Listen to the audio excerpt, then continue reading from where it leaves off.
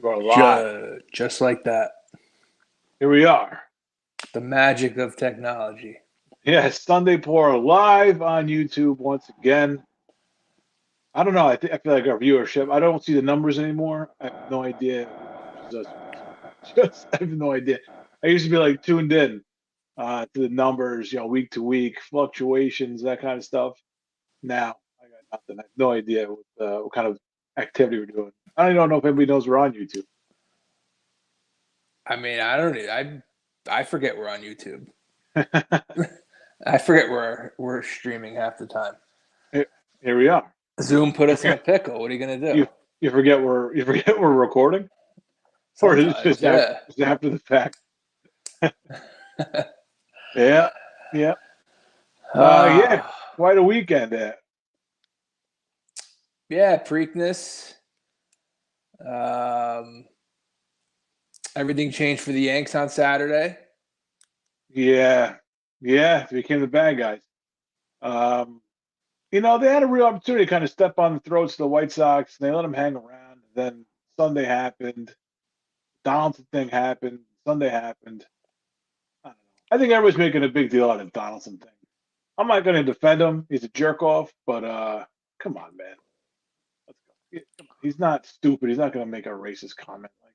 And if he is, it's going to be a lot worse than that. Yeah, I mean, I can't really get into the head of Donaldson, like what his intent was. Like, I'll give him a sliver of the benefit of the doubt because I think if he wanted to say something racist, he could have made it a lot worse than that. Yeah. And it's not like my job to like interpret what he meant. I'm not there's no evidence to tell me that Donaldson is racist other than he was born in Florida. Let's be both. I think we're both in agreement to say it would not be shocking if it came out that he was a racist asshole.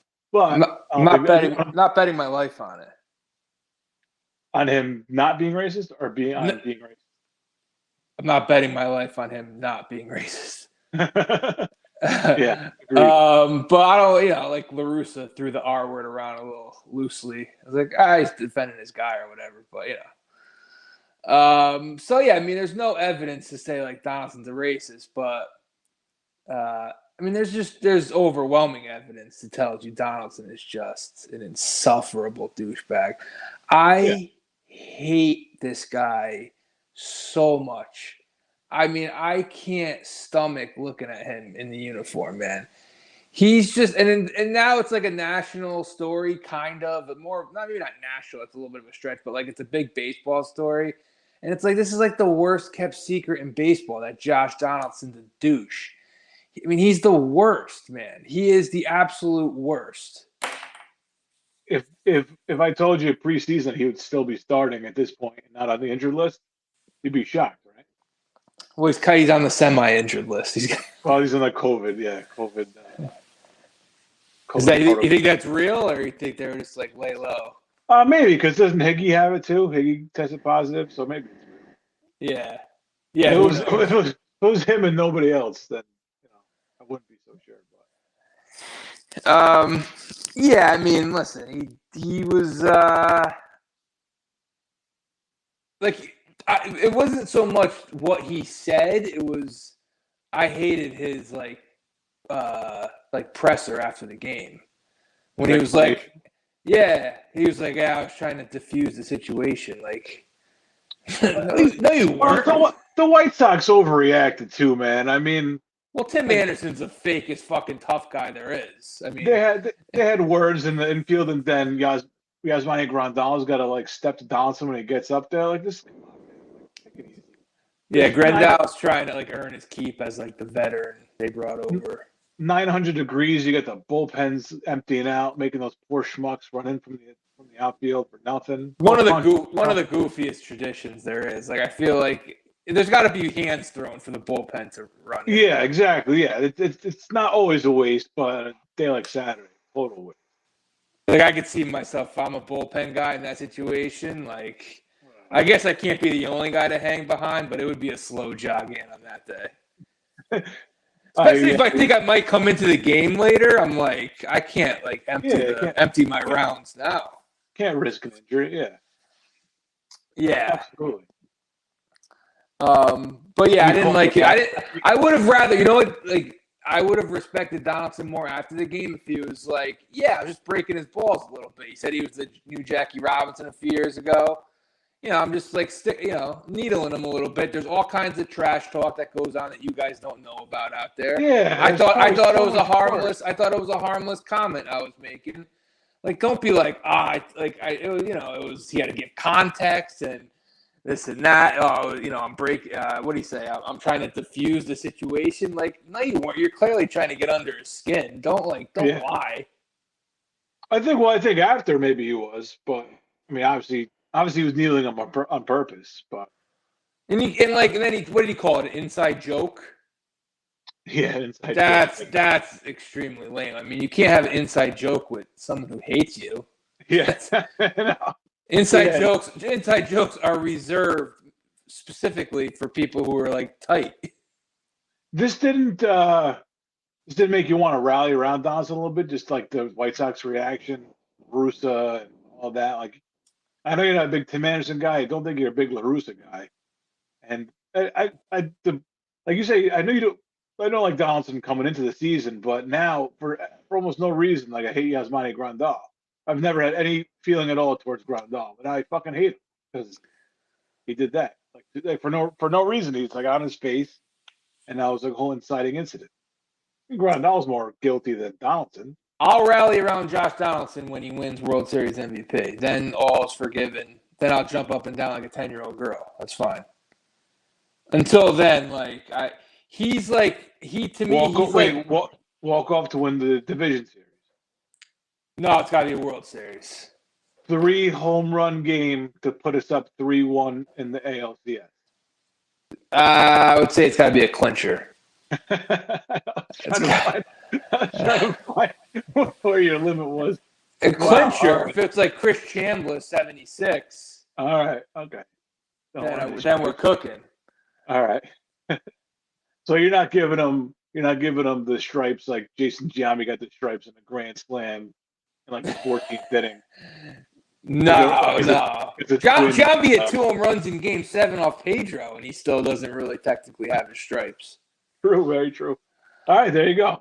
All right, perfect. I'm going to put a price on his stripes. I almost someone needs to just get in Donaldson's face and just be like, what's Tony say to Christopher after like Matt and Sean beat up those stockbroker kid? It's like it attracts negative attention. Yeah. Like just be cool, man. I don't care if you play with an edge. We want you to play with an edge, but just like don't. And what makes it worse is like they're on the verge of losing 4 in a row now. And it's like classic Yankees. There's a bench clearing brawl. They give a team bulletin board material, and they do nothing. They bend over. They score 1 run in 2 games on Sunday. That's like the bigger problem. Is like this team never responds when. But no, I'm not going to rally around Josh Allen.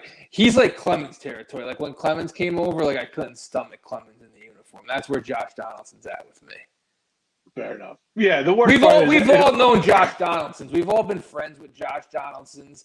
He's just like he walks around with just like he's got to quote The Departed, an air of scumbag entitlement. Yes, fair enough. Yeah, that's the worst part about all this. I mean, maybe the best part of all this. I'm not sure. And I'm not even like I'm taking race completely out of this because it's not. It's about Donaldson being a douche. It's not like I'm taking race like completely out of it. Agreed. Yeah, but of course, I mean, there's the 3-game losing streak, first 3-game losing streak of the season on the heels of it. It's bad. It's just a bad look all around.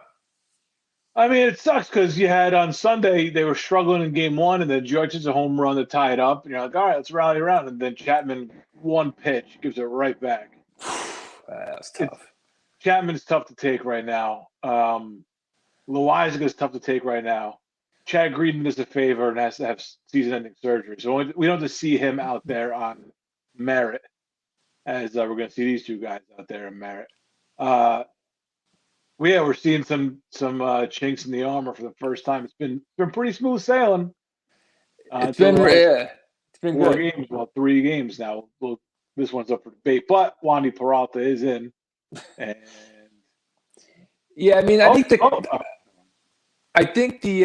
might be ahead of you for the first time in the history of the show. I mean, the concerns right now, like first, I mean, it's baseball, so you're gonna have these like rough stretches. And yeah, of course. if you are gonna lose like a series, I guess the White Sox isn't the worst team to do it to. It's not like a division rival that you're competing with. But like, yeah, so the concerns we have right now, I don't think he's gonna get out of it. Maybe. Looks like all right. Head into the ninth, bottom of the ninth. Yeah, I mean the concerns right now, like Green is. I hate to be a dick, but like, if we get knocked out in October and I hear one person say like we missed Chad Green, I'm gonna fucking lose it. Like no, like, we weren't a Chad Green away from winning a championship. No. If that happens. Chapman, like he's a concern I had coming into the season, so I'm not shocked that that's happening. It seems like every year the guy's like on the brink of losing the closer's job. And I don't know if he ever lost it under Boone, but I remember I was down in Baltimore in 2017. It was Girardi's last year, and Betances blew a game in Baltimore, which gave Chapman ironically the job back. But like that's 5 years ago. Like he's always teetering on losing the closer's job. So he's as inconsistent as they come. Right, and I mean, so that was a problem coming into the season. Like I would have tried to move him in the offseason, but whatever, he's here. This might be it. This might be it, man. Like this might be the end of the line. I don't know. He's been bad before, but he's shown glimpses. Yeah, there are no glimpses. He's never good now.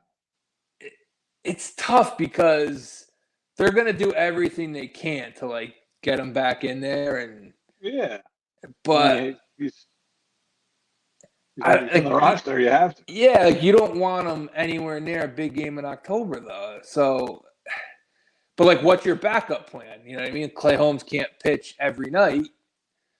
Yeah, and as good as he's been, you don't know. Like you don't know what he's going to do in a real big spot. You don't know what he's going to do when the real pressure's on.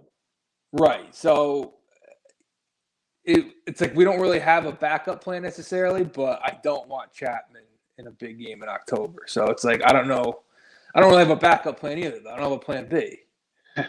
And maybe on all of this, I think maybe the most concerning thing is the fact that Cole goes out there yesterday and throws a dud. Like not a terrible game, but you need to be a stopper against the fucking Orioles.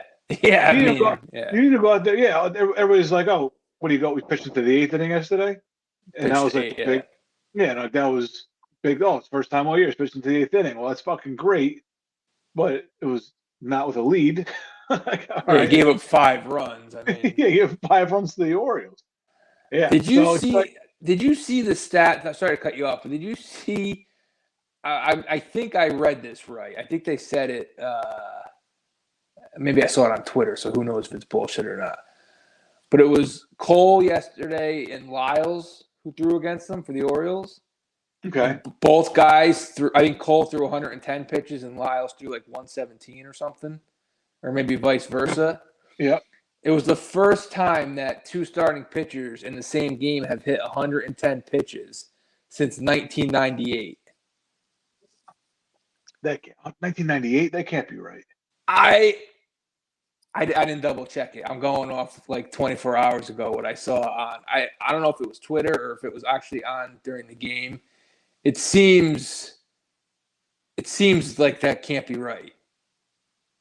There's got to be a way I got to verify that. You got to do it. Like if you had told me like how many years ago did 2 starting pitchers both hit 110 pitches, I would have said I don't know, maybe like 2012, maybe 10 years. Yeah, I didn't even go under that, but this figures, I don't know. I guess 2 pitchers doing it is odd. Rare. Yeah, it doesn't seem right. I mean, I know Al.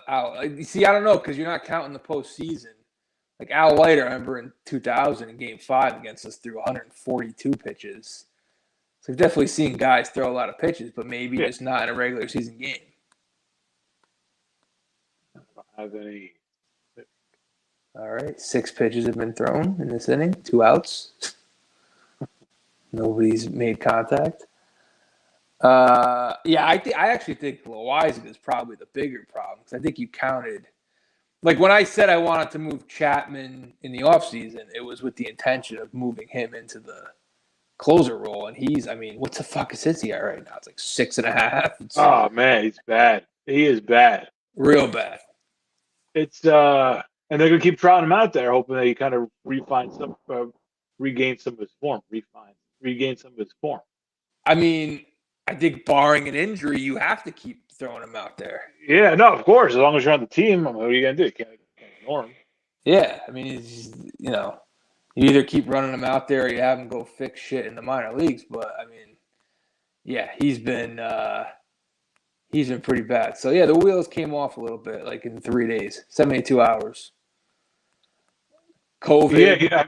I mean, you Marlon Gonzalez pulls one out of his ass right here.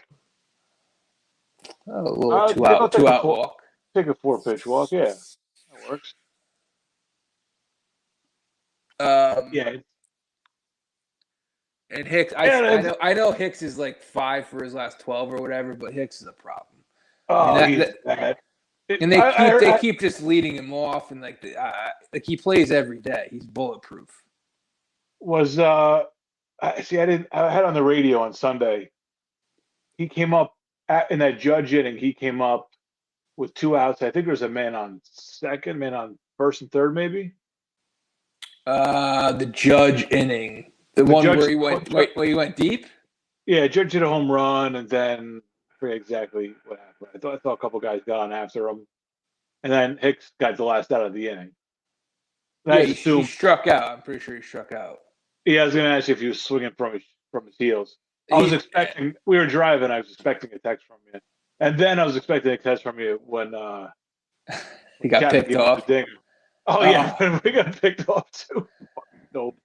Yeah, at first and second with Joe Kelly in trouble, and he just gets picked off, and Joe Kelly just like laid into him. Like you gave Joe Kelly life and a reason to talk shit to you. Yeah, you should have said that he called. Said good job by you.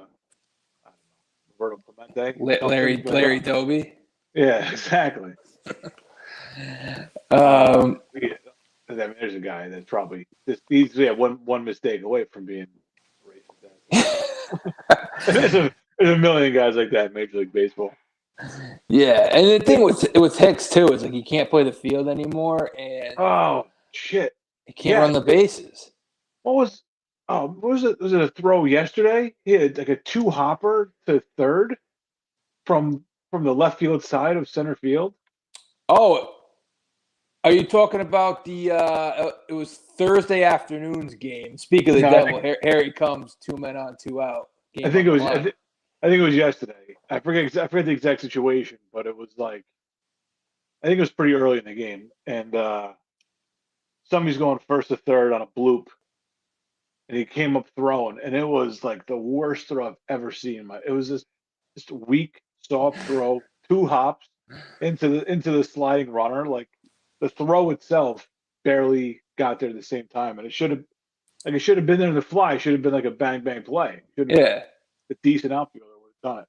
Yeah, his work. I don't know why he's in the team anymore. I really don't. I don't know what his worth is on base percentage. How bad could Brett Gardner be? The worst was Thursday against Baltimore when the bullpen blew. I think it was Castro, and I don't know who it was. Mullins maybe hit a sac fly to tie the game, and Hicks misjudged the ball. Did you see this play? Thursday afternoon. First and third. I'll set the table for you. First and third, 1 out. Mullins hits one deep to left center field. Strike one. Mullins hits one deep to left center field. Hicks misjudges it first, then gets back on the warning track, catches it, and is nonchalant about getting the ball in. Obviously, run scores, ties the game. But the guy at first tags up, goes to second, and then the next guy got a base hit. We lose 6-5. Oh, But like I don't know, he looks like disinterested at times in the field. I don't know if he's taking his at bats with him out there. But and I think also with he's Aaron Hicks, do you know how old Aaron Hicks is? 34. He's 32. Like I refuse to believe that like that guy's younger than me. Like he looks so. Oh, I mean, just non-competitive at bats in big situations. that was a terrible at bat. Yeah, I always feel like he's that kind of player, though. I feel like he's always been like a nonchalant, like too cool for school ball kind of guy. Just, for sure. Just kind of, trying to look cooler than actually playing the game. He's rather look good than actually play the game the right way. There's only a few guys that can get away with that. It's like Griffey and like a handful of other guys. There's a Griffey and Willie Mays. You're not on that short list, bro. Yeah. No, not at all. And like other guys are cool, but like in a not like Willie Mays would do like the basket catch, like in front of him, not like of course like the basket catch like behind him in the World Series, of course. But I'm saying like he would catch it like here, very calmly, very coolly. I think like Bonds had a little bit of that to him, but I thought Bonds was otherworldly. Yeah, Ricky Henderson. Ricky had some not. Rick, I don't know. Ricky wasn't too nonchalant because he'd bust his ass obviously around the bases and stuff. But yeah, you'd hot dog it. He wasn't Charlie Hustle. No, but he was a hot dog, talking to his bat, tapping the glove around. But I mean, you're not gonna be. But all these guys. Hicks is nowhere on the level of any of these guys. No, we just mentioned like all Hall of Famers. Yeah. And Aaron Hicks. Yeah. So he doesn't have. He's either you're cool or you're not cool. And Hicks is not. Hicks, you can tell, is trying to be fucking cool. Yeah, failing miserably. And then when he got picked off on Sunday too. Yeah. After he got picked off, like he was like throwing he was like banging like the cooler in the dugout. Like, fucking, what are you doing, man? You didn't fly out to the wall. You didn't like have a 9-pitch at bat where you struck out on a bad call or something. You got picked off like an idiot by a mile. Like he couldn't even get back to the bag. Ridiculous. It was like he fell down, and it was like Willie Mays Hayes in Major League when he was like 5 feet short of the bag. That was Hicks. Only it was a pickle. It wasn't like trying to leg out a triple. So glad I didn't see that. That was and the worst part was Trevino was up first and second, 2 out, 1 out, and like LeMahieu was on deck. So like barring a double play, LeMahieu would have been up in an RBI spot. Didn't Hicks get thrown out trying to steal with Judge up one time this season, and Judge hit a home run? Yeah, I don't remember what game it was, but that was Yeah, it was a few weeks ago. He's a fucking disaster.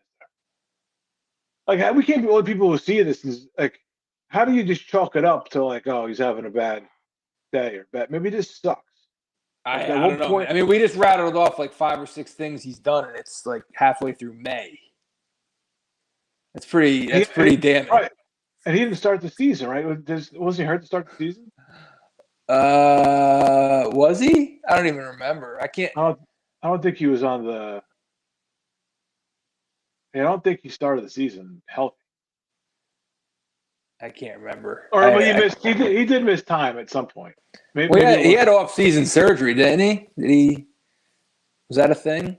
It was a brain transplant. Jesus. Yeah, he's a problem. He is problem. Yeah, he's our punching bag too. It doesn't matter how bad it gets. The Donaldsons. No, yeah, like Donaldson on the field. I can't really say that much. Yeah, Donaldson has had he's had his ups and downs. And they have like bigger problems than Donaldson. That's also part of the problem. I mean, the bullpen, Chapman, Loaizaga, Hicks, Gallo. They got plenty of other issues. So look into the future here. So we're seeing like the cracks here. Like that's the play, right? You're gonna have to find an outfielder. You had to trade for an outfielder because Gallo is not good. Like Gallo, I can see Gallo like going like 1 for 15, like in the entire playoffs, and that one being a 3-run home run, like pinch hit. You Mhm. know what I mean? Or something like that. Is one being gigantic, but also just being terrible the rest of the time. He's going to be Um, terrible. Yeah, I'm almost positive. yes, but right, but Hicks I don't see contributing at all. You're gonna have to There's gonna be somebody playing the outfield. I mean, or Benintendi, he's the yeah, no, guy. I'm not. Yeah, no, Benintendi is probably the guy lefty success in the AL East before. Contact Um, guy. yeah, he's got like a three. He's batting 3 something, 320, something like that. Yeah, he'd be nice, but I mean that's just a play, right? So it's going to be bullpen arms, outfielder, and maybe. Yeah, call me crazy. I do have a starting pitcher in mind. I kind of want another starter, even though that's been the strength. All right, who? Castillo on the Reds. Oh, all right. I mean, worst team in baseball. I don't know what his contract situation is, when he's due to be a free agent. The Reds don't seem to really lock guys up. I mean, he'll cost probably an arm and a leg, but I mean, I feel like who's their surefire number two? It's got to be Nestor behind Cole, I guess. Nestor, yeah. Right now it's Nestor. I mean, Maybe because I'm just so believe convinced. him. I'm like, I've been beaten over the head so much over the years. I expect the starting pitcher to like falter eventually. Mhm. I would just prefer, and especially since their backup guys out with Tommy John heel. Mhm. So it's like, Yeah. all right, Yeah. we have 5 starters going well right now, but like, how long is that going to last? And we're still 2 months away from the deadline anyway. I just feel like Yeah, I don't know if that'll be our biggest never, need, but he's on my wish list, Castillo. you can never have too many arms, that's for sure. Yeah, that's the thing. Like, I don't want to hear like, oh, the pitching's been great. It has been great. It's just, I'm not going to say no to Luis Castillo. That's all. No. He's lefty too, right? No, he's righty, Castillo. He's not. Yeah. Is he having a decent year despite the fact they have like 3 wins? I should know that because he's on my fantasy team, but he was hurt to begin the season. All right. And then he came back like maybe a few weeks in. I think he's been all right. High school teams have more wins than the Reds. Yeah, the Reds have had a rough go at it. And that's like because they've been so bad, I figure they will be looking to move some guys too. Yeah. They want to throw in like a Mike Moustakas. Take him too. Although you're not allowed to have a bench anymore.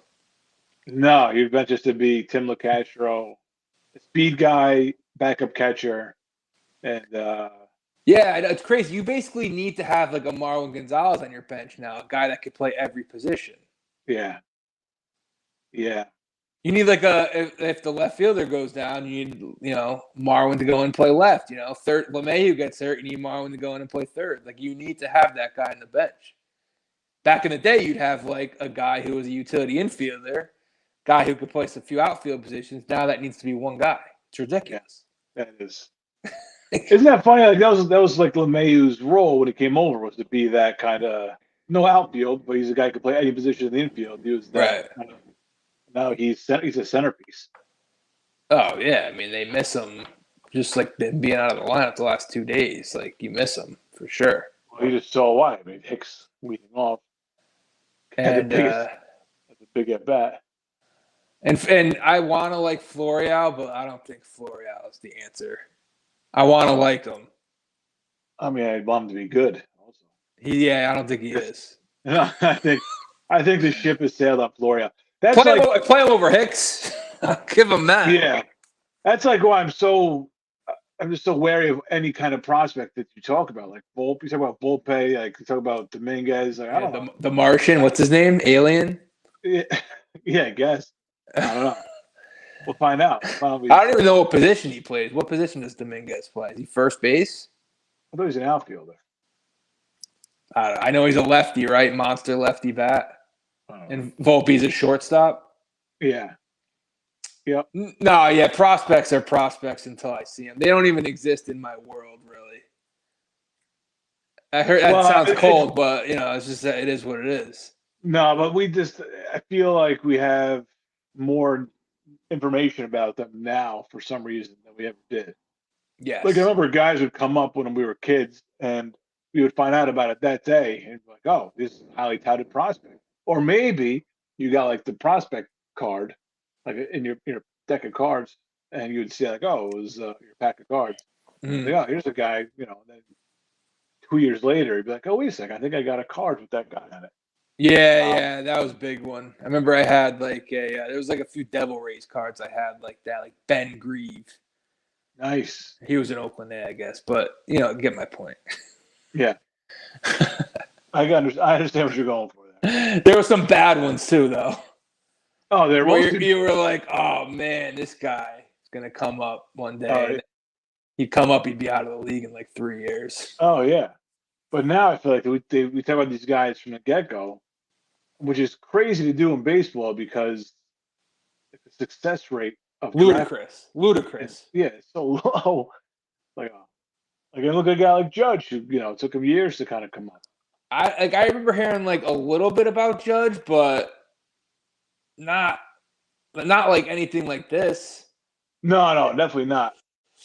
It was when Judge came up, we were together the day he came up, and it wasn't like, oh, we're waiting for this for years. It was like, all right, here's our new guys. Yeah, right, exactly. See what they can do. Yeah, I mean, he was basically in the same breath as Tyler Austin. Like I didn't know. Could have gone either way. Right. Sanchez was a guy you heard about though. He was the one guy. No, not to this extent though. But yeah, we did hear about him. Yeah. Because I remember, like, even when we signed McCann, it was like, Sanchez is the guy, the future, can't miss, all that. And then, I mean, we saw how it played out. Where else you used to hear about prospects back in the day was sometimes in the programs. Oh, sure, yeah. When they used to give you, like, a program, like, on opening day or something, and they'd give you, like, the whole team, and sometimes there'd be, like, a few guys, like, Yanks of the future or something. I remember there's one. I think it's at my grandparents' house to this day. It's like a 1981 Yankee program, and Mattingly is featured in it. Nice. So I mean, that's how you found out about guys. Like the 6 people who decided to like read that program were like knew about Mattingly until he finally came up. Yeah, but now I've been hearing about Volpe for 2 years now, and they get Olefa, and they're like, oh, he's just a stopgap for Volpe, but I don't know what the fuck Volpe is, man. Stopgap for a AA guy. Yeah, I know.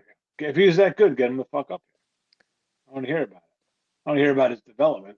If he's that good, he's ready to play. I'm already prepared for like at some point you're gonna be like Anthony Volpe is just struggling mightily. That's coming at some point. Oh yeah, he's 2 for his last 27. Yeah, it's because it's baseball. Like it's gonna happen. So that's why it's. But there's a lot of 22-year-olds, 21-year-olds that are already up playing every day. Is that how old he is? He's like 21. I don't know. But I'm saying there's plenty of guys that are up every day contributing on some level. Yeah. It's so if you're not on that level, you're a step below in my mind. If you're not playing in the big leagues now, you're a step below. You're still in the minors. Right, and I mean. This organization, at least recently, hasn't had the best track record of developing young talent. I mean, other than Judge, like Sanchez obviously was a miss. I mean, you got to hold the players accountable too, at some point. But like Sanchez was obviously a miss. Greg Bird was a miss. I mean, that's why we have like Rizzo and LeMay. That's why we had to like go. How to outsource and bring in guys like Rizzo and LeMahieu to like clean up the homegrown guys. Has the Ghost Runner at second ever been picked off? Well, I'll let you know in like 3 minutes. Please don't try and do too much, Aaron. Dylan Tate, I'm pretty sure here's an example of a guy who was supposed to be awesome. Wasn't he drafted like 4th overall? Wasn't he in the for a guy who doesn't have prospects exist in this world, an awful lot about Dylan Tate. I think he was traded for Beltran. Oh, all right. Let me see. I gotta look this up. I'm pretty sure he was drafted by. Was he drafted by the Mets or drafted by the? Who the Mets trade Beltran to? Let's Google this guy. He was drafted. Who did the Mets trade Beltran to? San Francisco? The range. Yes. Go. Is that out? Go. Go. Hicks tagging up. Sack fly. Take it. So Tate was drafted. It doesn't say when. It was the first round of the 2015 draft by the Rangers. And it says they traded him to the Yankees during the 2016 season. Why did I think the Mets were involved? This is also Wikipedia. He was in the Beltran trade, but it was the Yankees. Oh, okay. But again, obviously you're seeing Dylan Tate right now. He's pitching like middle relief for the Orioles. So, and this is a guy who was, fourth overall. He owns Aaron Judge, apparently. Yeah, 0 for 9 now. Although you could argue that was a productive out. Yeah, sack fly will take it. So now they're going to walk. Yeah, Rizzo to get the walk Florial. Rizzo for Florial. Come on. There you go. Here's your. You can make me all. It doesn't take much to get me to flip, Estevan. Yeah, break the streak. No double play. Break the streak. Little safety squeeze or something. I'll take it. I wouldn't mind. Yeah. I forgot to. Yeah, didn't even mention Stanton leaving tonight, which is why Florial's hitting cleanup. Yeah. When it rains, it pours. I mean, you knew this was going to happen eventually. I just didn't expect like 7 injuries in 3 days. Yeah. That was it. Yeah. Yep, he was the Dansby Swanson draft he was in. Bregman was 2. Brendan Rodgers who I'm pretty sure plays for the Rockies right now is 3. Yes. Dylan Tate. Not a productive out.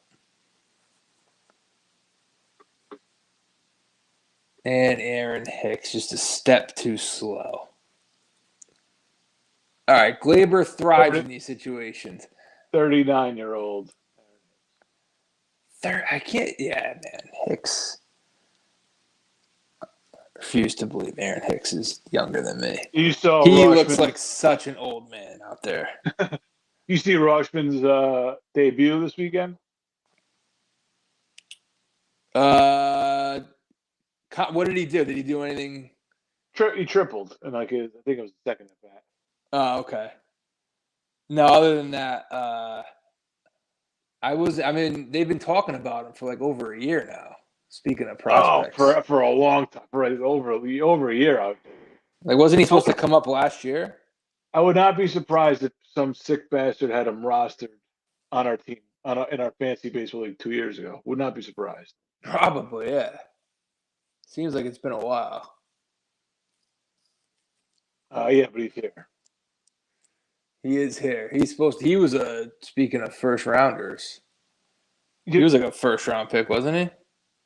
Yeah, pretty sure. He might have been first overall. But he is the 3 Orioles prospects, their first hit has been a triple. Him, Machado, and Wieters, their first hit were all triples.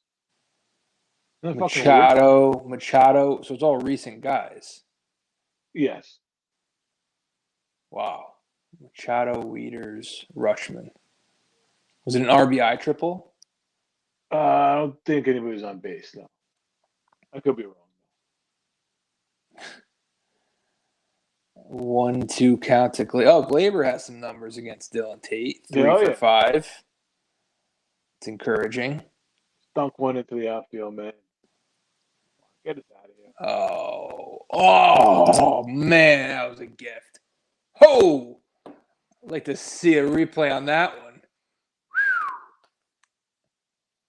I would have bet my life on strike 3 there. Maybe. He pulled it in a little bit. Moved the glove. He moved the glove, oddly. Too much. Big leagues. Big leagues can't be doing that. Russell Martin. Oh, that was your pitch too. It's Yeah, all for not. All right, we'll go to the 11th. It's a good thing these ghost runners are really speeding up the game. Yeah. We're really speeding it up. Yeah, Adley Rutschman was the first overall pick in 2019. So,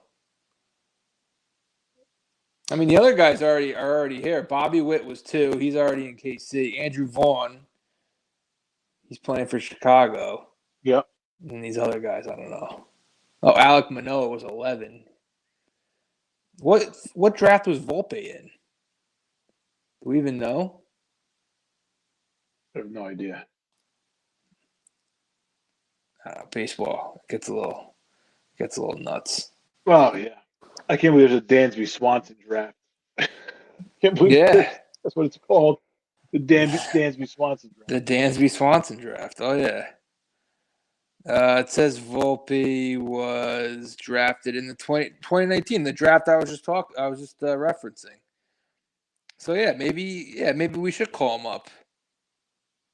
Yeah, if he's ready, he's ready, man. He was 30th overall. How many 30th overall guys have gone on Hall of Fame career? Who's the best number 30 draft pick ever? Yeah. I don't know. Piazza was like in the 8th round or something. Oh, Piazza was like the 70th round or something. It was something crazy. Yeah. And it was a favor to Tommy Lasorda. Yeah, wasn't Lasorda friends with his father or something? I think Lasorda was his godfather. Oh.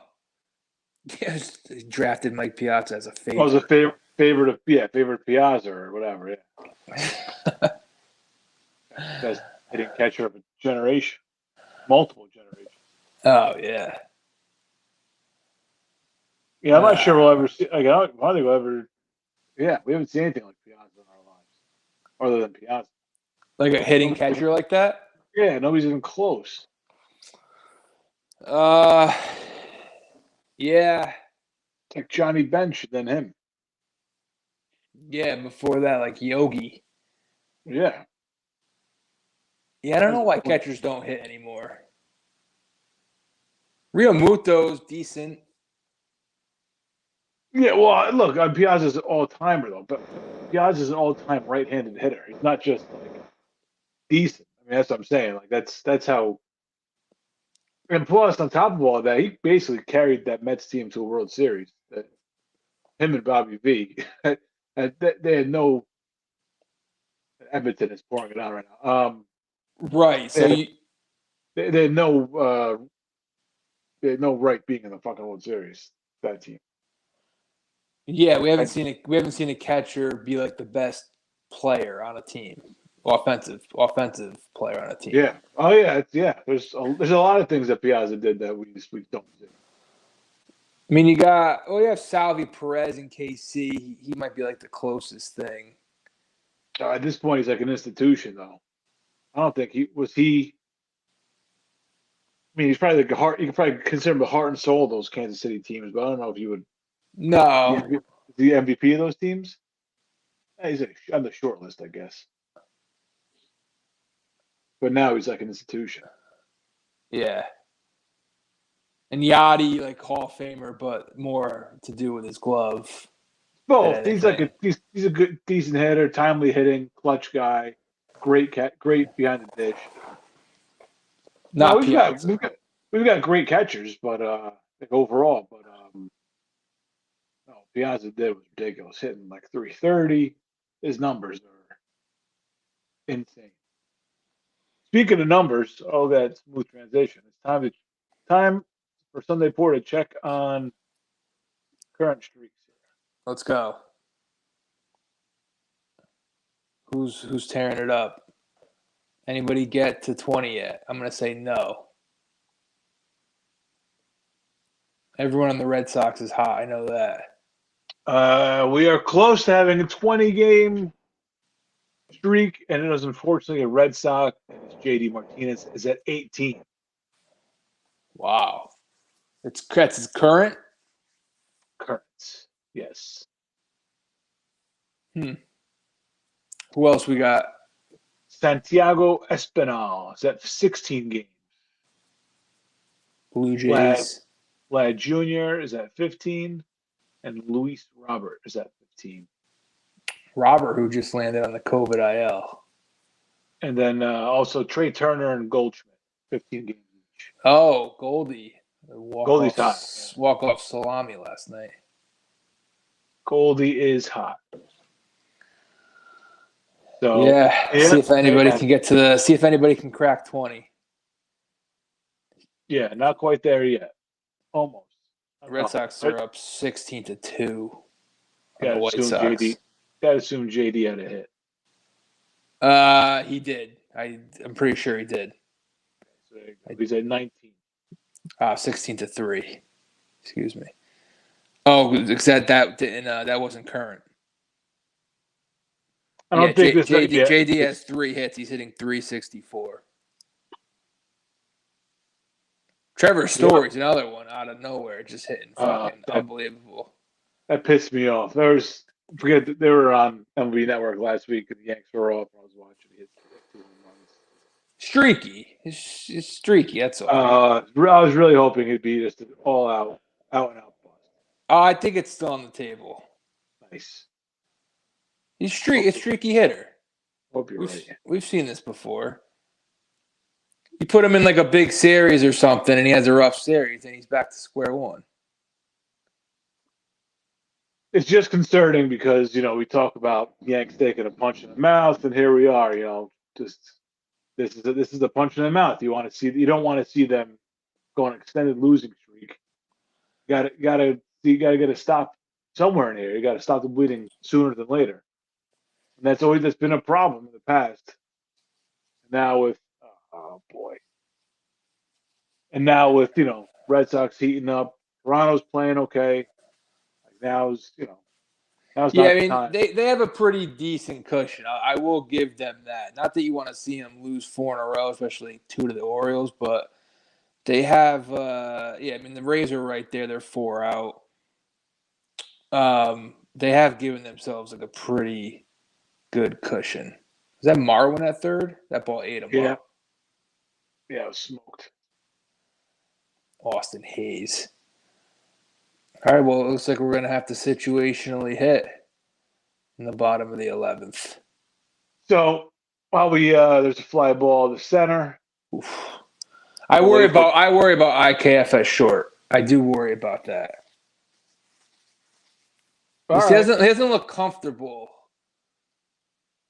over there. But just remember he's a Gold Glover and leave it at that. All right, I'll try. Just leave it at that. Don't say anything else. She's a Gold Glover. Gold Glover. I'll figure it out. So I got to tell you a story while we're in between innings here. All right. This weekend, I was at my son's baseball game, and I was watching his, and like on the other side was a high school baseball game, like a field across the way. So I'd met like one of the dads prior, one of the like high school dads prior. So I was like, oh yeah, I'll keep an eye out, whatever. So I'm doing like this, like back and forth, like looking at ours, looking at that. Guy comes up to me, and he's like, or the guy's sitting there, he's doing the same thing. And he mentioned, he goes, oh yeah, I'm doing double time too, watching the game. Old guy, white Don Mattingly mustache, gray hair, So we start talking, and his grandson is on my son's team. So he's like, yeah, I gotta go, I just did watch the game. I come in whenever I can. He's like, oh, where are you from? New York. Where in New York you from? It was Poughkeepsie. Wow. I was like, oh shit. I was like, wow, all right. So we started talking, and he knew like my high school baseball coach. He had coached high school baseball at some point. His son played with Joe Panik at a local high school over there. Mm-hmm. Yeah. I got that Joe Panik was from the area, but so he was like talking a little bit about that. So at the end, I was like, so where in Poughkeepsie do you live? And he's like, starts giving me landmarks. He goes, the airport over. Well, the guy. He's like, you know what? He goes, you know where Smiles is? On the outskirts. I was like, matter of fact, I do, yeah. So I view Smiles as like the outskirts of Poughkeepsie. Is that right? It seems like it's like out of the way. Poughkeepsie is weird because you have like the city, which is where Noah's is, and the town, which is where I lived. What Um, Smiles? that is, it's actually like the town, but I would, yeah, that's the outskirts. It's probably right on the border of what the fuck is over there? It's not Wappingers Falls. Like I just watched Truman Show, right? Have you seen that movie Yeah, in a while? yeah, yeah. Remember when he tries to leave? Like they put up the fake fire and the guy's in the hazmat suit when he gets closer and closer to the border. That's where I view like Smiles being. Like, Definitely need a hazmat suit. Yeah, yeah, I would say that would be a good idea. yeah. Uh, there definitely should be people trying to stop you. There should be people trying. Yeah, absolutely. Yeah, it's definitely like a dingier part of town, but that's still the town though. But yeah, that's on the way out. Poughkeepsie's pretty big, No, yeah, it definitely is. Seems like it at least. so I mean, this guy reminded me of a million guys that I like, grew up playing ball for. Just like He's like from there and everything. He's just been there his whole yeah, life. yeah, yeah, yeah. Like the more And I think about it, the more I wonder if I had met him at some point. Like he just seemed like one of those guys that I would have bumped into at some point. Like I said, kids playing ball. All right, another stack fly to right. Clear. Oh shit! Good throw. So you guys were watching. You guys were just watching a random high school game.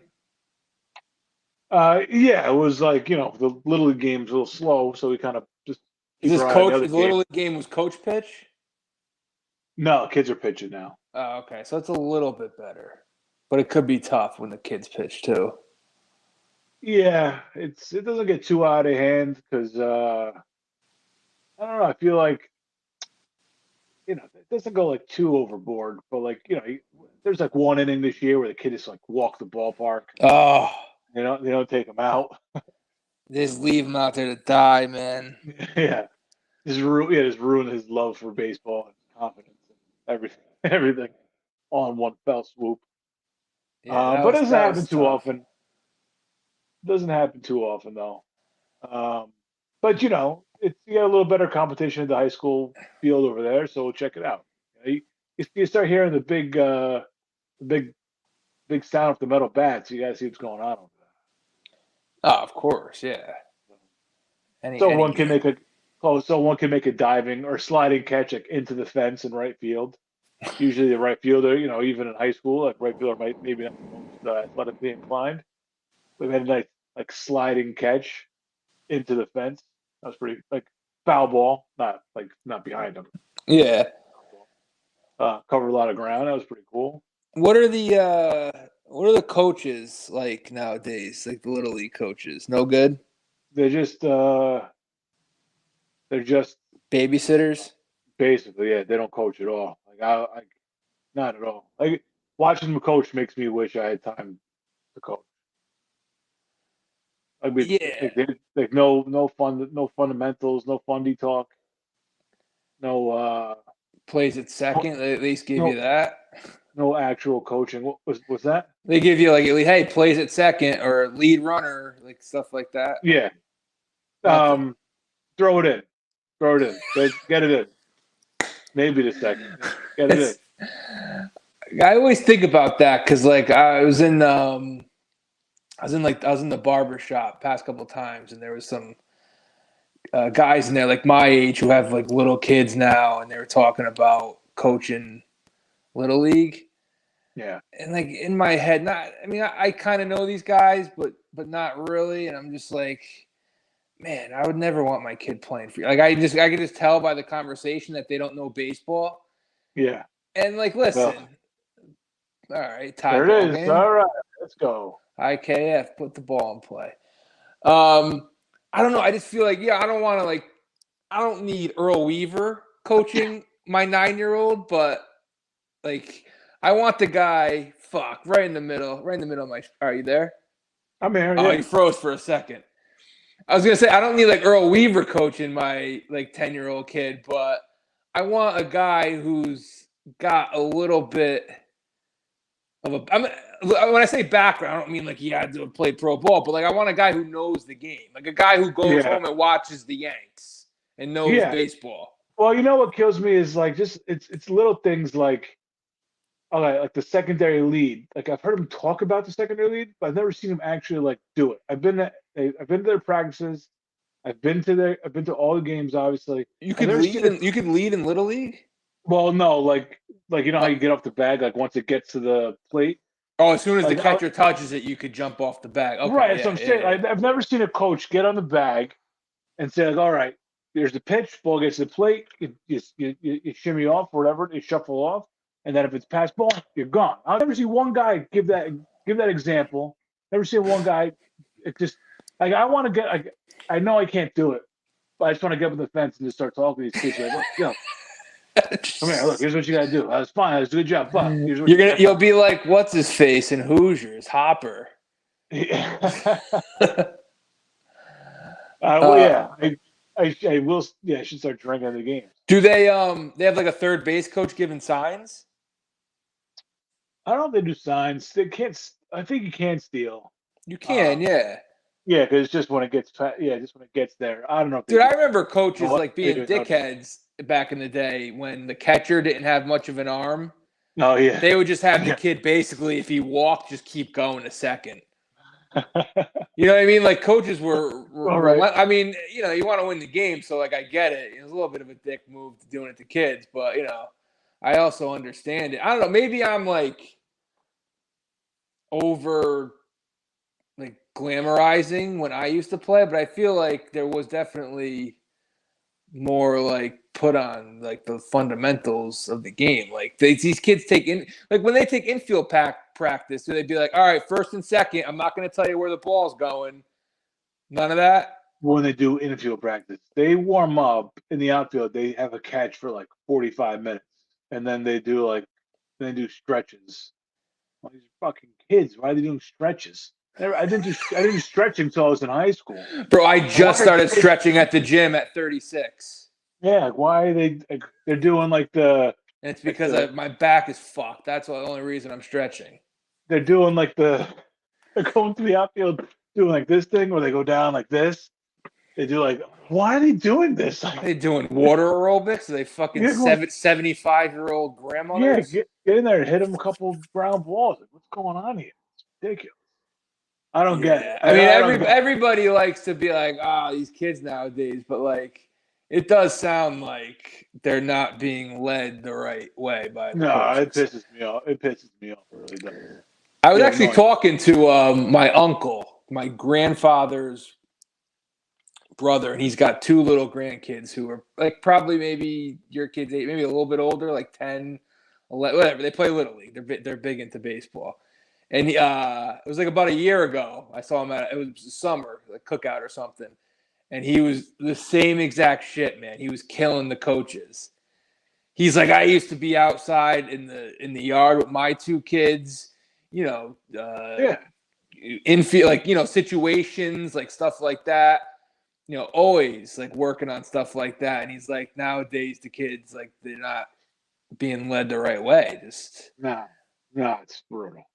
I wonder if that's like a reflection on like the young players nowadays coming up. Like, I mean, you would think like by the time they get to high school ball, there's more of an emphasis put on fundamentals and shit. Yeah, and they've played. If you're getting that far, you've played on teams that have far better coaches than like the Little League guys, right? I mean, you've had coaches. You're playing in 9 teams. You have at least one good coach. You think? I don't know, man. It's. I think it's. Are these just parents? Are these parents coaching? Yeah. So you have no idea if these guys even like are baseball fans. Like, do these guys even watch baseball? Well, like the one guy was like, "Yeah, your homework." There it is, Jose. It's the Jose Trevino game. That's it. 3 RBIs. It's our catcher. It's our catcher until further notice. 3 RBIs and a dinger, game-winning RBI. Jose Trevino, the stopper. That's it. Somebody had to do it. Don't hurt them. Oh man, phenomenal. Jose Trevino can coach my kid's baseball game. Absolutely, yeah. Yeah, and I don't need fire energy yelling at kids, but get it animated a little bit. Like the one lady and like she's like walking around the clipboard. It's like they're just timekeepers, man. I know they're volunteers. Substitute teachers, yeah. Right. I know they're volunteers, but you gotta have something behind it, some juice. Yeah, something off. I just like I'm putting too much on them, but like I want like the coach to just know the game. I want the coach to know the game. Oh yeah, the one guy coach I told you, like he's like, oh, your homework is to home and watch baseball. Watch the Yankees. Go home and watch baseball. That's not bad advice. Yeah, but like not Michael K's not gonna help out your learning though. You gotta have somebody watching it with you that can be like, here's what's happening here. True, but like I can honestly say that I learned so much. I probably learned just as much from watching as I did playing. I was a different kid though, because like I was like eating, breathing, sleeping. Like I watched all the games like I do now. But like I do feel like you learn a lot by watching, just like soaking it all in. Yeah, for sure. Yeah, you watch enough. Although if you are the coach, like hopefully that's not like you're teaching them too. It's not just like go home and watch baseball and then come back. Come back to me and let me know what you learned. So. Yeah. Did you watch? I didn't watch. What happened? Yeah. Yeah. Anyone want to break down what happened in the 11th? Yeah, I just want to see some sort of like actual. You can't give the kids homework to go and watch baseball and not even take infield practice. This is a teaching moment. I would just love to see it. One teaching moment. Yeah. Very, very bizarre. But yeah, if I had more time, I really don't. Have you played against any teams where like you noticed the coach was very like kind of a little bit of not a hard ass, but he was like really like into it and like his team? There was always that one team in Little League. It was like fucking military school. You know what I mean? Like there's one team that was pretty sharp. They took infield. They're pretty sharp. Yeah. Yeah, and you knew probably when they were taking infield it was going to be a bad day. Yeah. Yeah, the team we played this weekend I thought was going to be bad because they had like some giants in the team. I'm like, those kids are not same age. There's no way. Danny Almonte. And those kids got up and like you saw, like, okay, their skill level matches the league. Yeah. But at least then we got smoked anyway. Coach sounds like he's on the hot seat, man. This guy. What's that? Coach might be on the hot seat. Hell yeah. But they did buy ice cream after one loss, which, by the way, ridiculous. Next Yankee manager. My team, we won like not opening day, but like the first game of the season. They won. I bought my son ice cream. I was like, I'm not buying you ice cream if you lose. Next game they got waxed, and the coach bought ice cream for the entire team. What? What's going on here? Oh, he said he wasn't going to buy them ice cream if they lost, or you did? No. I said to my son, I bought him ice cream after they won. Mostly because I wanted ice cream myself. Yeah. But also they won. I was like, all right, yeah, you weren't into the ice cream, huh? But I told him, I'm not buying you an ice cream after losses. He says, why? I was like, because you lost. That's why. And then next game they get waxed, and the coach puts up the credit card or whatever for the whole team. Yeah. That's great. What are we teaching the kids? I can remember some coaches buying after losses. It was usually hot dogs, usually dogs. You got to eat. You got to eat lunch, dinner. I don't remember ever going to the ice cream shop after a loss. I don't remember ever going to the ice cream shop. I was always the snack stand. We never like got in cars. No, there was an ice cream shop we'd go to. There wasn't an ice cream man that came by the field. Not a very good ice cream man, apparently. Obviously, just go to the baseball field where there's a bunch of kids running around in the heat. Have you given your son like the hustle talk? Like no matter what, you hustle. It's like I'll rip you off the field if you dog it. If you No, Aaron Hicks it. not not yet. I will. He's not quite there yet. He's got to get a little bit more comfortable with himself on the field before I can worry. He's he wants to play. He loves to play. I just want him to learn. I just want him to be more comfortable out there. I want him to know what he's doing a little bit more before I get into that. But that's coming. Yeah. He needs to know like where to be and where to go. And like I said, to be more comfortable with the glove. What position? It was position is he playing? They bounce every around. He's in the outfield. He's the youngest kid in the team, so he's like in the outfield a lot. They bounce him around, yeah. Second base a little bit, man. But he's it's 9, 10, 11. Are there any kids with set positions?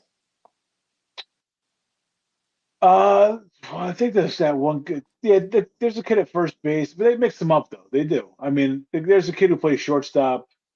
He pitches. First baseman.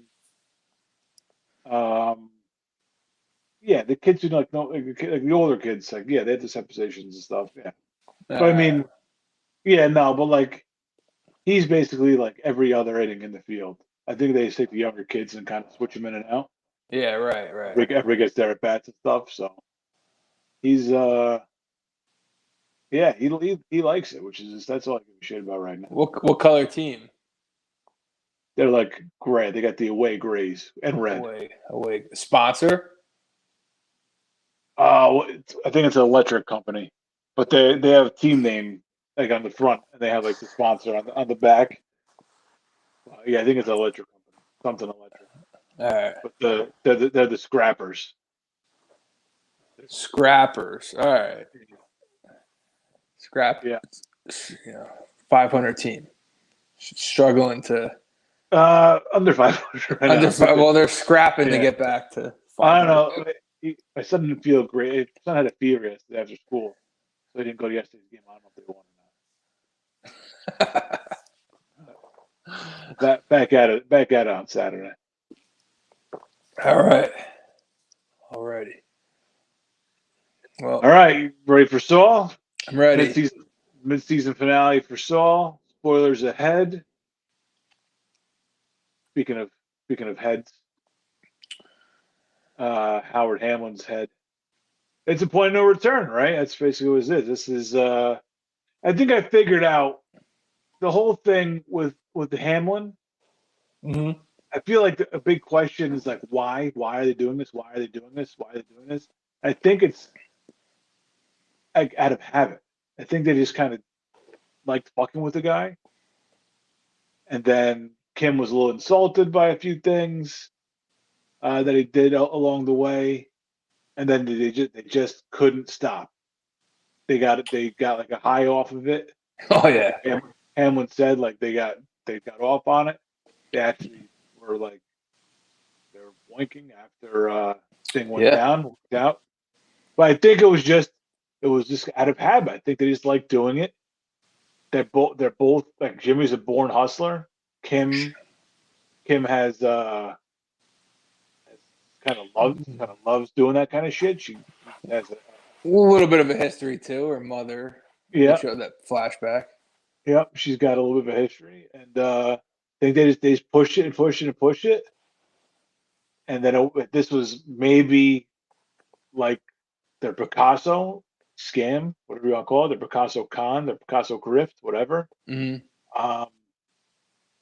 But it just went too far, and then it brought Howard into their world, which their world is getting murkier and murkier.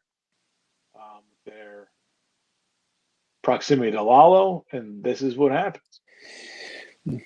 Yeah, I mean, I've always I use like wrestling as an example. I've always wrestling is very like transparent and predictable at times, but sure. even like wrestling at its best, though, it could be predictable, but as long as it's done right, then it's awesome. Yeah. As soon as Howard shows up, as soon as he walks through that door, he's dead, right? I was saving his life in my head. I was like, you knew as soon as you hear because like when Lalo makes that phone call, that's a misdirection because he knows Gus is tapping the phone. He sees the cockroach, right, which makes him think of Jimmy. Yeah.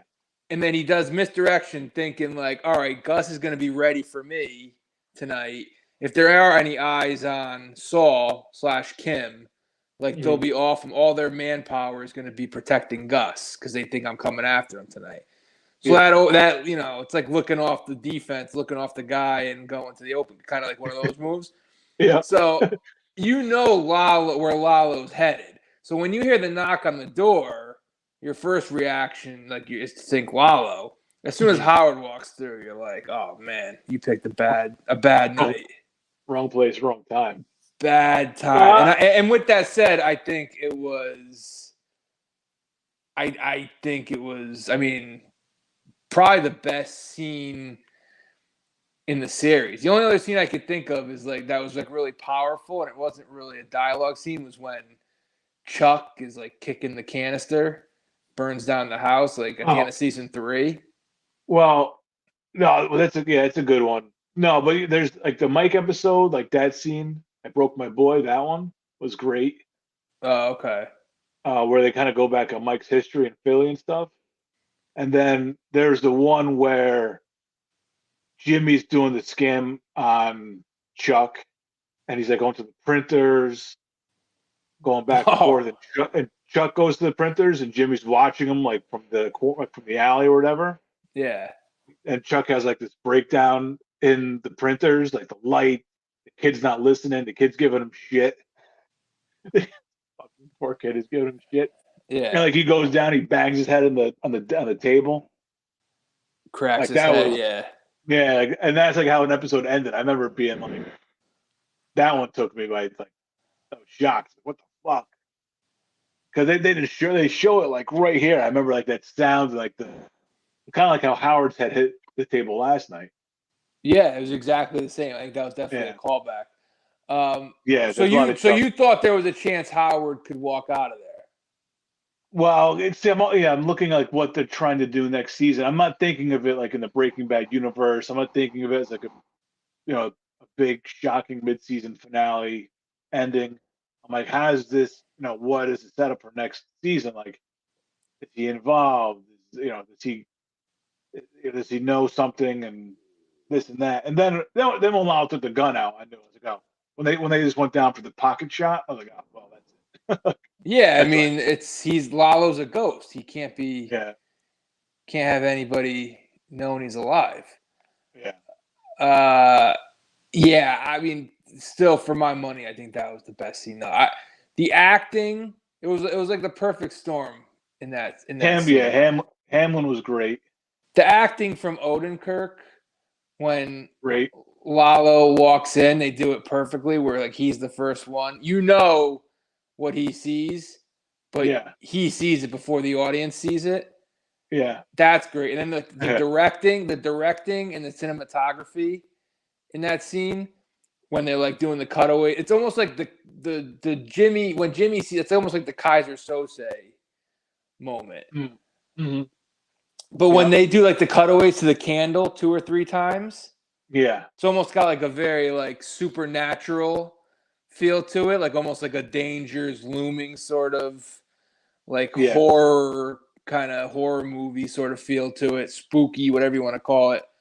I think I'm stealing this from an article I read like as soon as the show ended. I think it was on the Ringer. It was like already all queued up and ready to go. It's like officially gone from a lawyer show to a cartel show. Like that was the final dagger. Yeah. Well, bullet. Yeah. Bullets. Yeah. No. It's the worlds have collided. Jimmy is Saul. Saul is Jimmy. It's Lalo's battle. And I don't know what they're gonna do for the next 6 episodes. But, So Gene, give me a Gene episode. There's one. They did do a little trailer last night after the I think it was after the episode, and it was in black and white. It wasn't a trailer; it was like a teaser. That was the apartment. Oh, but it was in black and white though. Yeah, it was like the apartment, wasn't it? Yeah, but I figured that was kind of a tease towards like Gene. Gene's world. Yeah, which I think they got to open with. I think my guess is they're saving it for this. Yeah, heavy Gene on July 11th. Half an episode. Yeah, I wouldn't. I've been saying for a long time. I would not be surprised if we got an entire Gene episode. So, yeah, now like other than Lalo, who I think I'm not sure what they're gonna do with Lalo, like, but obviously, like he's not gonna get complete revenge on Gus because we know Gus is in Breaking Bad. So other than Lalo, like Howard and Kim were the last two main characters left that we know weren't in Breaking Bad. So it was kind of like curious as to what they were going to do with them. Nacho was the other one who we knew he was going to get it, being a cartel guy. Who was the kid that was like he was like a bridge between Chuck and Jimmy? Kid with the glasses, karaoke night. Oh, he's like an intern. I wonder if they bring him back for some emotional baggage. Gus? Not Gus. Gus is Fring. What was his name? It was like a one syllable too. I don't know. It just kind of popped in my head as we were talking about characters. He sang karaoke. Yeah. I can't. It might come to me in the next 5 minutes. Yeah, no, I was just when you mentioned like characters we don't know the fates of.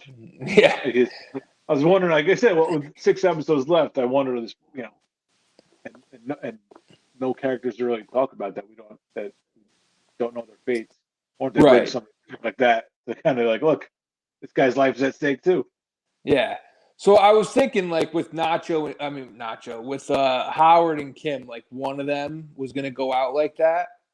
Yeah. And I wasn't positive they were going to do it with Howard until obviously he showed up at the apartment.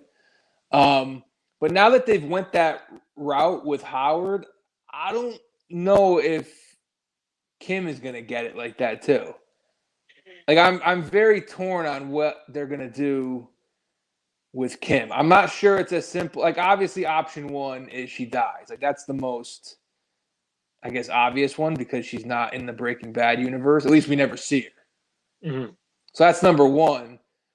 Number two, which we talked about, like, the past couple times we talked about it, was, she gets like disbarred or something. But I feel like that ship has sailed now, though. Like that's not even like the lawyer shit's done. Like that ship has it's over. I wonder if what happened last night with Lalo coming back, Kim knew Lalo was back. Yes. So I wonder if Jimmy gets pissed off about that and like ditches her because of that. Like, look, if you had told me we'd be fucking prepared for this to happen, and look now, like I wouldn't be worried about fucking Howard Hamlin. I'd be worried about fucking Lalo. We won't do this. Like this is like, why of all things will we contract Howard Hamlin when Lalo might be in town? If you knew this, right? That's grounds for divorce, right? I'm walking around in spray tans and fake teeth when Lalo's on the loose, like hunting me. Yeah. Yeah. And now Howard's dead because you pushed this too far. Yeah. Well, and then that's a given. Jimmy is definitely going to be upset with her at some point about that. But that might be like it, though. That might be it. That might not be like, oh, this is something we'll talk about in couples therapy. That might be like, you got Howard killed because you didn't want to fucking tell me about this. And now I witnessed a murder in our apartment, and now I'm married to this fucking cartel guy. And you think Kim just a clean break and she goes her separate way? I don't know if it's clean break or not, but yeah, I mean that's a possibility, right? That there's some sort of messy breakup. Because doesn't he mention an ex-wife? think he might say like a couple ex-wives in Breaking Bad. Oh, does he? Calgary coming back. I think he does Yeah. say ex-wife or Five ex-wife. hole. I'd have to look that one up. I don't know. Does he say ex? Okay, so maybe he's got an ex-wife. That would be wild if that's what ends it. Her knowing about Lalo and Oh, I mean, it's not- Hamlin's him. I mean, him having to sponge up Howard's brains probably has something to do with it. yeah, covering up a murder. Is it possible? All right. Well, that leads me to option 3. Is it possible she goes to prison for Howard's murder? And Jimmy Sure. has or Saul has no problem with it because he's pissed at her. So he kind of I mean, it's one thing to break it up. It's not quite another thing to watch somebody rot in prison that you love, like just because something. right, Not just because. but I mean, there's all kinds of DNA all over the apartment, and obviously in the Breaking Bad universe, like I don't know how many bodies have been buried and covered up, and murder's been covered up, but like when a show wants to, it could, all of a sudden common sense, they could be like very selective in their, Well, Lalo's in charge now. Lalo's in control of that situation. He'll figure out what to do with Howard, and he'll figure out how to handle that. it could be after the fact though. Once Lalo's taken care of or something, it could come back to bite them in some way. Howard, the last thing he did tell Cliff Main was that didn't he tell him like Saul? I don't know if he mentioned Kim, but he definitely said Saul scammed me, right? Did he mention Kim too? No, I think he just said, yeah, I think he just Jimmy. All right. But I don't know. Yeah. Obviously, like these things, a show could be very selective when it comes to like bringing up like common sense. Like, Howard's car must be there. Your phone tracks you. Like, I don't know. Well, different era, right? This is flip phones. Oh, true. This is like GPS. 2004, 5. This is before smartphone. Yeah. Okay. So they could probably ping it or whatever. I don't know. But I'm telling you, listen, Lalo's got under control. Okay. Now, what's his move? What's Lalo's move? That's a good. Yeah. Why is he there? Other than he outed himself as being in town. Why did he go to Jimmy? What could Jimmy offer him? What could Jimmy offer Lalo? Jimmy. he obviously Lalo knows that Nacho's the one who set him up. Oh, you know what it is? When he saw Mike, right? Like when he was doing the surveillance from the sewer. Yeah. He saw Mike. And Mike is a connection to Jimmy, right? But does Lalo know that though? He thinks Jimmy got out of the desert himself. Oh, okay. I don't know. A lot of moving pieces. I can't keep track of who knows what. I don't know. So maybe Lalo smells a rat, smells bullshit. Oh yeah, he came to the apartment last season and was like, "Tell me about what happened in the desert again." Right. So now he knows. Okay. So now he's back. He puts a bullet. So other than not being seen by Hamlin, this is a way of being like, look, we're not fucking around this time. I mean business this time. Right. He left last time on his own will. Like he bought their story and then got in the car with Nacho and they drove to Mexico. Right. This poor schmuck. Exactly. This guy was. Now we're fucking talking. Yeah. Yeah. That's why he's there. He wants the real answers. And at that point, once you see a guy get his head blown off, I would think they're going to tell him everything. Yeah, I'll tell him if you wear ladies' underwear. Right? Yeah, exactly. Right. Line goes. Yeah. All right. So that's why he's just there for information now. He wants to know everything. He's just going to pick his brain. Lalo's not full of shit. He just wants to talk. He just said, "Let's talk." He just wants to talk. He's Yeah, very open about what he wants. he We're supposed to have a wants to conversation. talk. All right. So we know. All right, we got that. Good job. It is like my last. The only other thing I think, like the biggest. Like, what's the biggest thing you want answered? Is it other than Gene? Like Gene's obviously like the big. We want to know what happens to Gene. We want to know what exactly is going on there. But like in the actual 2004-5 Breaking Bad world, is it what happens to Kim? Is that the biggest thing, or is it Lalo? Yeah, I think it's Kim It's probably Kim. because we know Fring wins his Salamanca War, basically. Right. So that part isn't as interesting. I think it's the Kim element. How does that go down? How does the relationship between Is there Saul and Kim deteriorate? I'm assuming absolutely. I think that's the biggest question.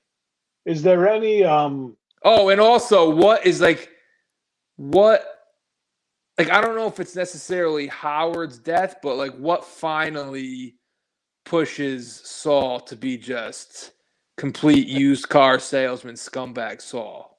I think that's just his lane. I think Howard gets whacked. I think he disenfranchised with Kim. You know, he felt like maybe she kind of used him to get this Howard revenge fantasy. Mm-hmm. And it's like, fuck all this shit, man. I got my practice. I got a few bucks coming from Sandpiper. By the way, thank God we finally figured out I fucking settled Sandpiper after like 10 years. It's Litigation. Yeah, forever, man. And that scene was awesome, by the way. In the conference room?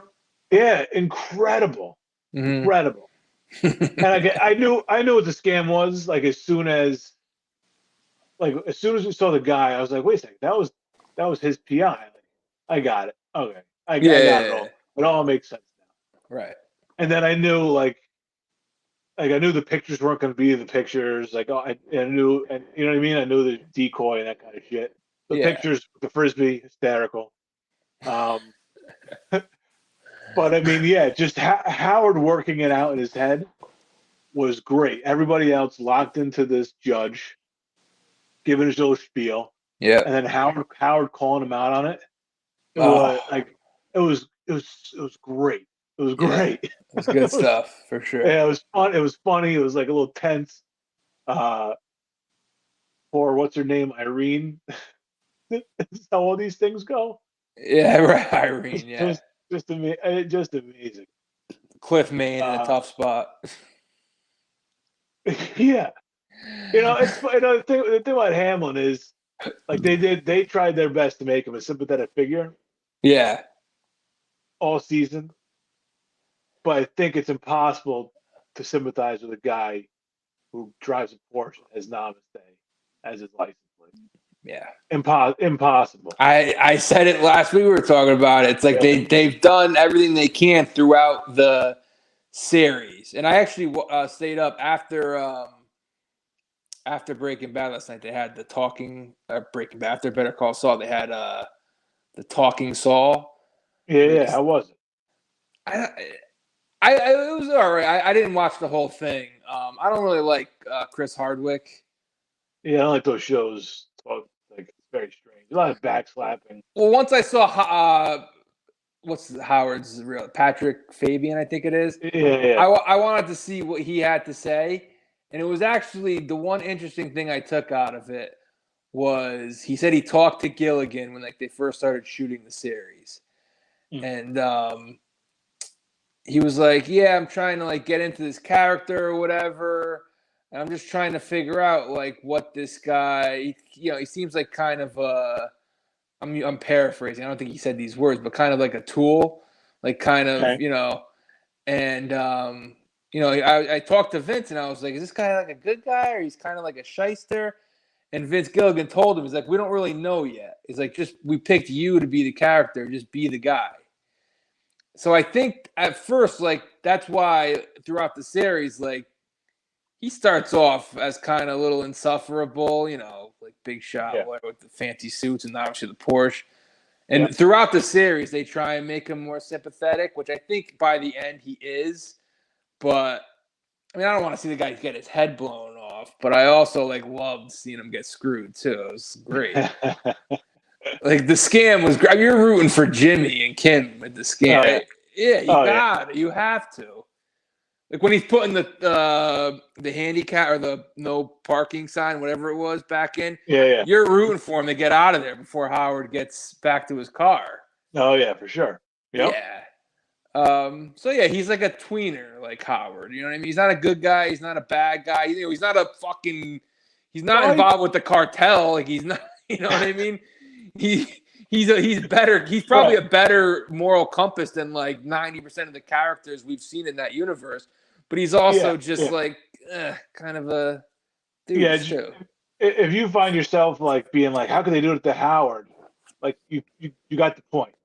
All right. Yeah. They're not good people. Like you got the point of the whole thing. You're not supposed to be rooting for the bad guys, but you are. You've been rooting for the bad guys the entire time. You're rooting for the bad guys. Walter White walked in the room. You've been rooting for the bad guys for a long time. If you're just starting to get it that these are shitty people, they do bad things to good people. Yeah. Howard Hamlin was your understanding of that. Well, welcome to the thinking process. Yeah. Welcome to Albuquerque. Yeah. Oh, and that's another thing. Actually, you mentioned Walter. So I think they are going to try and work him and Pinkman in like somehow. It's got to be like a small little scene, right? Like something very discreet, very brief. Yeah, I don't know how I don't know what they can do. I mean, we have the first meeting that they ever had. Yeah. Right in the desert there, where he did Lalo send you. So I mean, here's like the crossover.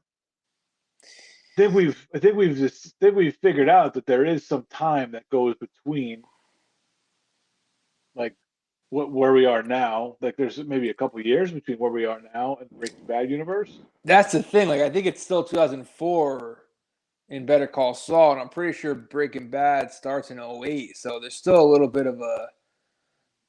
I mean, are they going to do a time jump? Like, I think they're going to. I mean, they're going to pick up next season right where it left off. You would think with Lalo in the apartment. I mean, they gotta. Yeah, no, you can't leave that hang. Yeah, you can't just like leave. Oh yeah, remember Kim? Nah, what Kim? Oh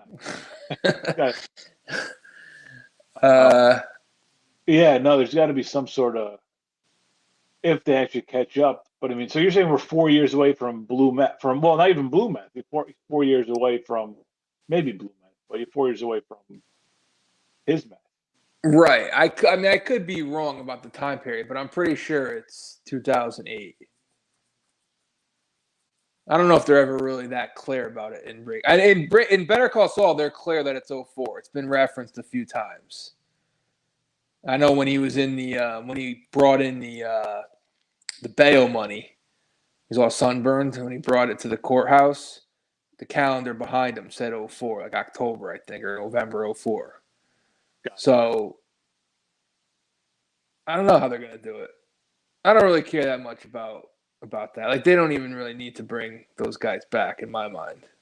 The show the show stands alone. Yes.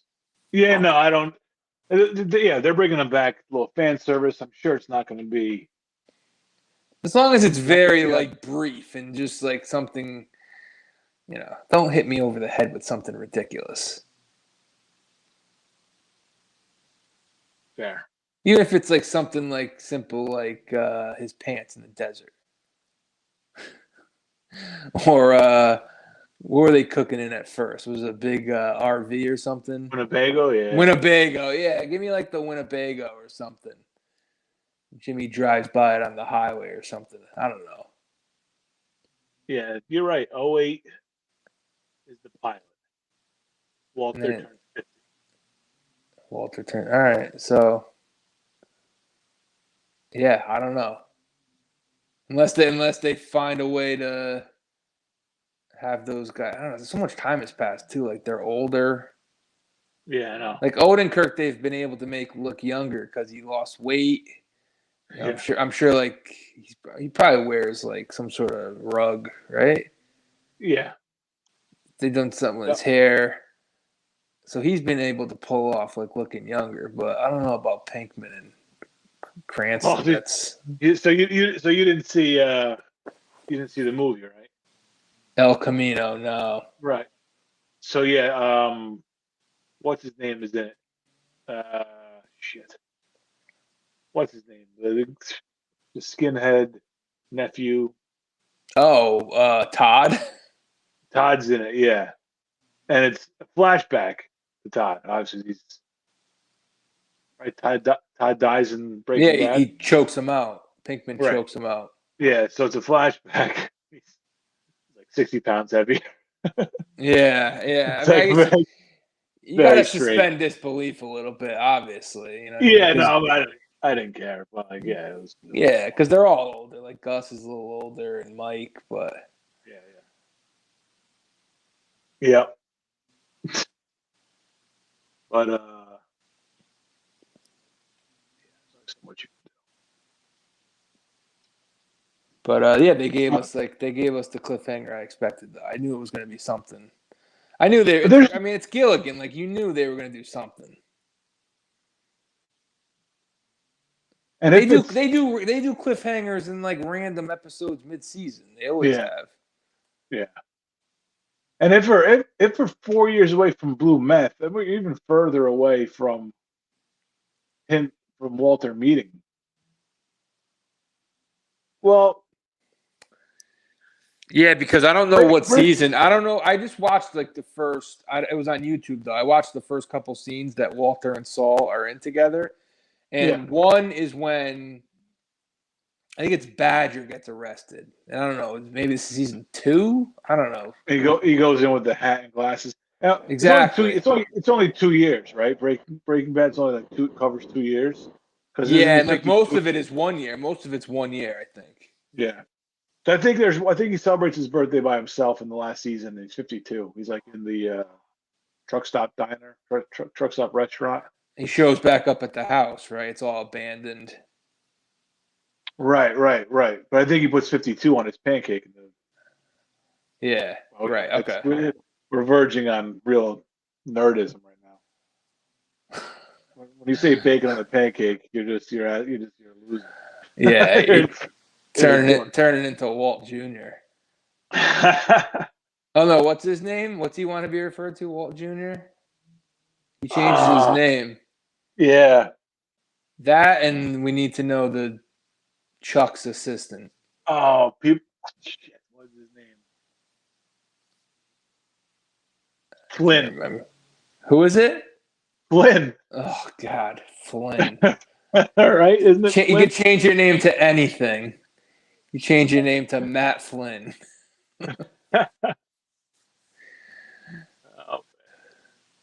I got to find out Chuck's assistant's name before he closes out. Chuck's assistant. I feel like it's a 1 syllable.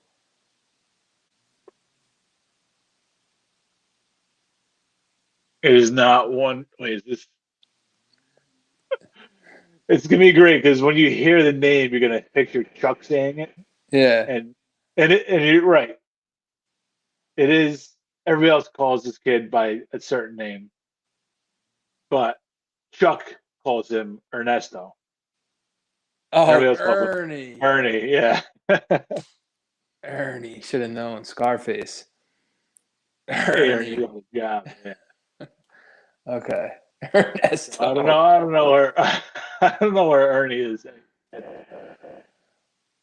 Hopefully he comes back. Yeah. Maybe he might be the only smart one that got out. Possibly. Ernie saw the fucking writing on the wall and was like, "Fuck this. It's a shit show." Yeah, it's McGills are gonna kill each other. Fucking McGills. All right, there you go. Better Call Saul. I guess we'll be back on Mondays next week, right? No Saul. We'll see. Memorial Day. Yeah, maybe not. Hey, what do you think? What if we do for like the summer, Memorial Day, Labor Day? Just do one episode a week. Yeah, that's fine. Summer schedule. Yeah. Then once football season starts up, we get 2 in. All right. This way we could like lean heavy on like Yanks for wrap up. We'll decide whatever. We'll figure out what day we do. But we'll come back Thursday, and then next week we'll start one a week, I guess. All right. That works for you. That's good to me. A reduced schedule. Beautiful. All right. Well, there you go. There you go. There's our production meeting at the end of the show. Thanks for listening. The Sunday Pour will be here on Thursday night to bring you into the holiday weekend. Oh, yeah. Memorial Day, we will be drinking. You better be drinking it on Thursday. I'll be drinking. Thursday, yeah. No, it's a holiday. Holiday starts Thursday. Game five, Matt. Oh, they're only up 8. All right, I might have jumped the gun. They were up 29 to start the quarter. I just flipped back over to it. I was going to say game 5. I'm going to call it anyways. Game 5, Mavs Warriors, and I don't know. We'll have some hockey on. Yanks Rays. Get the holiday started. Sounds good to me. All right. Thanks everybody for listening to the show. As always, we'll see you on Thursday. Yeah. All right. Take care, everybody.